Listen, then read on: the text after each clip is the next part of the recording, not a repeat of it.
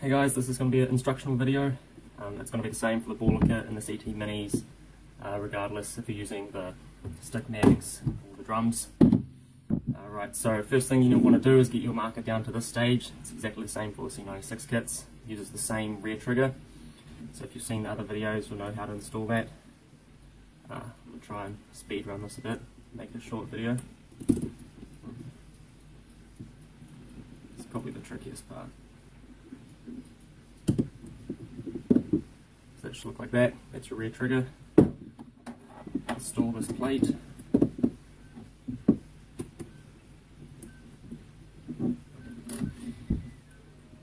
Everything you see in this video is available on the website, so I'll put the link down in the description.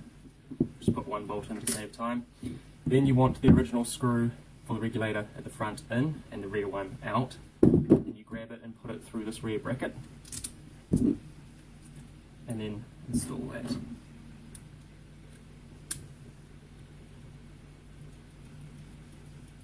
Make sure that the bracket's kind of straight and tighten it up. There you go. And then you want to take out the front screw.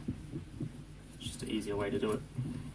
And you want to install the rear, the lower receiver. The trigger will already be in place, so don't worry about that. Now what you want to do is put this bolt in this slot here and hold it in place, and then put it on the marker. There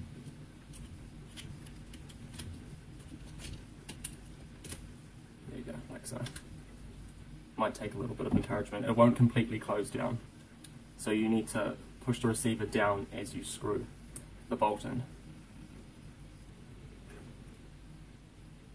until it's tight, and then you take this rear bolt, get your large Allen key, and tighten that up. And then, yeah, of course, put this bolt in as well. That's what I'll do it. And that's everything to get the standard back for the CT series in place.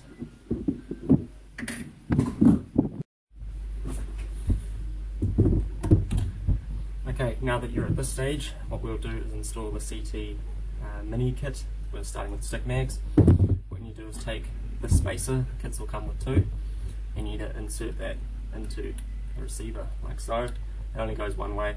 It is a good idea to glue it in place. You only need a dab of glue just so it doesn't fall out. Then you take your stick mag well. This is for the sand mags, which is a Didam magazine sliced in half. Very cheap, very reliable, and just overall a good mag platform. So you take this, do it this way. You take this mag well, just slide it in like so. Take the bolt and put it through, and it screws into there. You also take these screws, if you can focus. These are for that original bar that opens up the magazine when you insert it.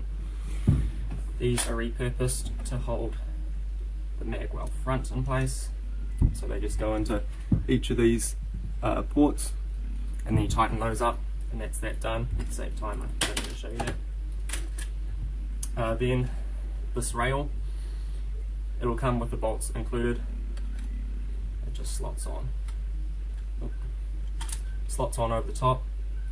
It'll be a long bolt and a short bolt. The short bolt goes closest to the mag well, and you do those up. Right, and then that's the CT mini stick mag version done, and that's your magazine there. Mag release once you do it all up. Alright, for the drum mag version, you need to undo just this rear bolt. I'll do it this way. For the rail.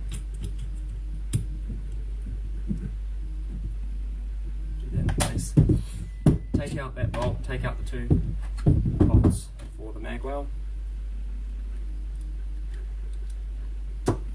Leave this spacer in. Then you take this, all the parts will be in black. These parts for the drum mag conversion kit, which is for the ADN 42 drums. Yeah, so all the parts will be in black, and it'll also be printed standard with a right-handed mag release, so this is a left-handed one because it's the one I tested with, me being left-handed. Just like the stick mag well, this just slots in place, but it's only held in with this bolt here, and that goes through. Actually, we'll do this up. I have a screwdriver somewhere, which I don't. That's right. We don't need to do that. So you do that bolt up. Actually, we can just leave it in there. And then you take this front piece, and there will also be a spare bolt for this rail. So you take out the small one, and then you get in the long one, the same size as this. You put that through, like so. Hopefully everyone can follow this. It's fairly straightforward. Alright, then that's the mag. This is the mag well for the drum mags. So we're going to put that aside for now. And what we need to do is convert.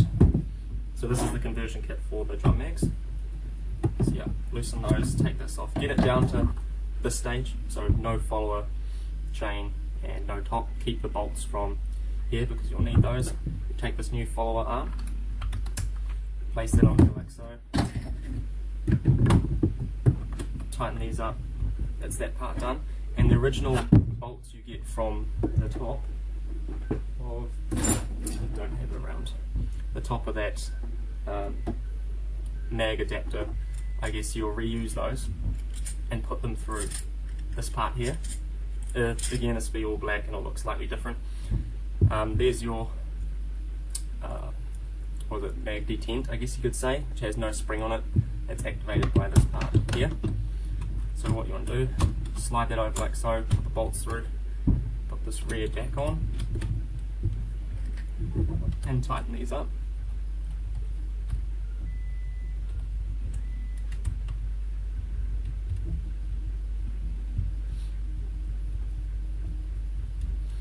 Alright, now it's important that you trim these bolts just so they're flush with the nuts there, otherwise they do tend to catch and rub on this. I've changed the file up so it doesn't affect it so much, but it's just a good idea just to take maybe 1 or 2 millimeters off those bolts. Now you can actually release the magazine by pushing with the Allen key down on the release button, or with your hand you can just push back on this detent, and if you do it enough then you can release, only just release the follower. That's about it for the mag, but yeah, see, loads in, and then the mag releases here for left-handed, right-handed. It'll be on the other side. I might actually put an option up on the website for that. So it holds 39 rounds, I believe, from memory. There'll be a shooting video. But yeah, just release and put it out. Only takes 5 minutes to swap back to the other mags. Yeah, that's about it.